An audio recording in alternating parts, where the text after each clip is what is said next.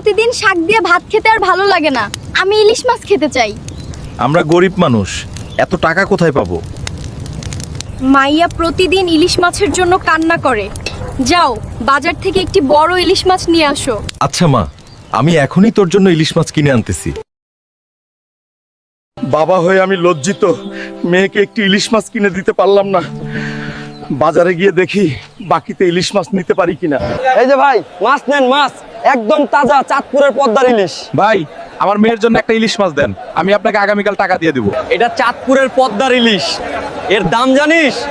শুধু বট গাছের মতো শরীর থাকলে হয় না, পকেটে টাকা থাকতে হয়। আসছে বাকিতে ইলিশ মাছ নিতে, যা পাশের দোকান থেকে পাঙ্গাস মাছ কিনে খা। গরিব বলে আমাকে অপমান করলি, লাগবে না তোর ইলিশ মাছ। আমি নিজেই নদী থেকে ইলিশ মাছ ধরে আনবো। বন্ধুরা, তোমরা যদি তোমার বাবাকে ভালোবেসে থাকো তাহলে এই ভিডিওতে একটি লাইক করো আর এই চ্যানেলটিকে সাবস্ক্রাইব করো। যারা আমাদের চ্যানেলটিকে সাবস্ক্রাইব করেছো তোমাদেরকে অসংখ্য ধন্যবাদ। দেখা হচ্ছে নেক্সট ভিডিওতে।